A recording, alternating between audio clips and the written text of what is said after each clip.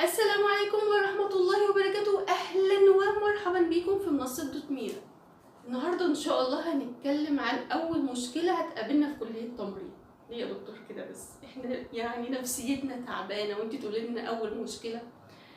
ما أنا بقول لكم أول مشكلة هتقابلك في كلية التمريض، لأن حرفيا ممكن حد يخلص كلية تمريض وبيعاني وهو مش مدرك إن هو عنده المشكلة دي. فانا جايه اقول لك، جايه من المستقبل اقول لك ايه هي المشكله اللي هتقابلك وهتواجهها ولازم تتخلص منها. تتخلص منها ليه؟ لان ممكن تكون عائق ان انت ما تجيبش تقدير، لان ممكن تكون عائق ان انت حد متفوق وعندك هدف، وممكن تكون معيد وما تبقاش معيد. انا جايه اقول لكم ايه هي المشكله اللي هتقابلكم اول سنه في كليه التمريض وازاي تواجهوها. المشكله دي هتبدا اول شهر في كليه التمريض.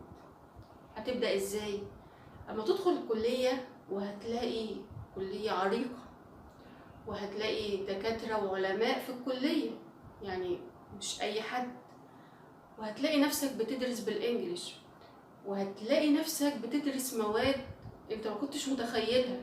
انت داخل فكرك ان انا بدي حقنة بغير على جرح المواد التمريضية، لا ده انا بدرس مواد طبية ومواد تمريضية كله بالانجليش.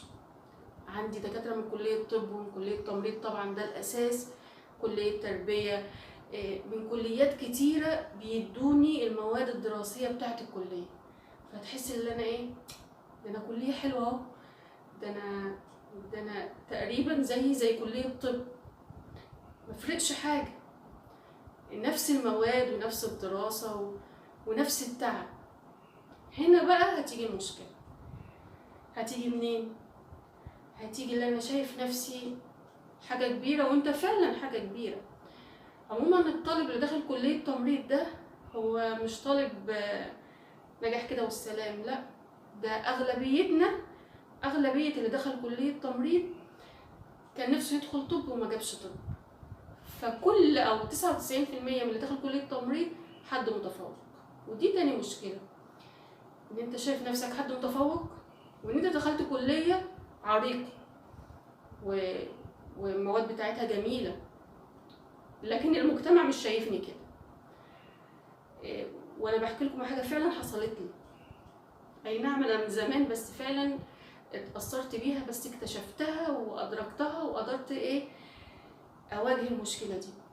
ان انا اما كنت مع والدي في اول سنه، ومثلا حد يسالني انت دخلتي ايه، فاقول له دخلت كليه تمريض. عارفين كده رد الفعل كاني استغفر الله العظيم دخلت حاجه وحشه، لدرجه ان انا ما بقتش عايزه امشي مع والدي عشان ما حدش يسالني انا دخلت كليه ايه. نفسيتي تعبت طبعا. واول سنه دي كنت بعد بالثواني الدراسه هتخلص امتى. تعبانه. شايفه نفسي حد متفوق، وشايفه نفسي في الكليه ان لا، ده الدراسه يا جماعه جميله، مش اللي انتوا عارفينها دي خالص. فتعبت نفسيا لان المجتمع مش شايفنا كده. طيب ازاي بقى اواجه المشكله دي؟ وهقول ايه، حوالي 93% من كل الطلبة هيحصل لهم المشكلة دي. شايف نفسك حاجة كويسة لكن المجتمع مش شايفك كده. ايه، هستسلم بقى للمجتمع ولا ايه المفروض اللي انا هعمله؟ ده اللي هنعرفه دلوقتي. الحل الوحيد اول حاجة اللي انت تدرك ان انت اتحطيت في المشكلة دي. جميل قوي اللي انت عارف ان انا دلوقتي في المشكلة دي، انا عندي اكتئاب اللي انا دخلت كلية تمريض. جميل، دي اول حل للمشكله، ان انا عرفت ان انا عندي مشكله. تاني حاجه عايزاكم تتجاهلوا اي كلام سلبي، عايزاكم تتجاهلوا المجتمع في الفتره دي خالص. حضرتك ان شاء الله بعد ما هتتخرج ويبقى معاك مرتب محترم وان شاء الله هيبقى لك وضعك، والله صدقوني اللي كانوا بيتنمروا عليكم دول هيتمنوا ان انت بس تقعد ساعه معاهم. وبعدين الكلية مش حاجة قليلة، ولو انت نفسك تكون دكتور، انا بقيت دكتورة الحمد لله وحققت ذاتي، ما هيش بعيدة عن ربنا.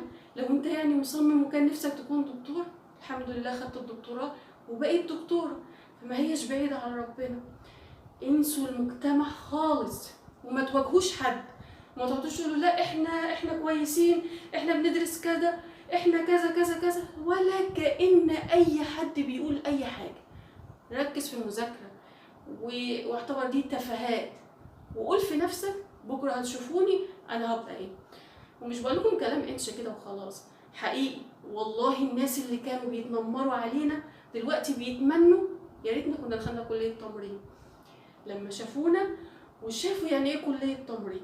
وبعدين لما هتبقى حاجة في المجتمع، ومش شرط على فكرة تبقى دكتور في الجامعة عشان تبقى حاجة في المجتمع، انت لو حتى بتشتغل في المستشفى واثبتت نفسك وليك مهاراتك. انا فاكرة وانا في الامتياز كانوا بيطلبوا حد معين يجي يقول هو ده اللي هيعرف يركب الكاميرا، هو ده اللي هيعرف يخيط على الجرح ده، هو ده اللي هيقدر يعمل كذا. فليه بصمة يعني معروف ده هو ده اللي هيعرف. فلا، انت ممكن تكون حاجة وتكون ليك قيمة. فانا مش عايزاك تثبت للناس انا كويس، ده كلية صعبة، ده كلية بالانجليش، ده انا حد متفوق، ولا اي حاجة من دي خالص.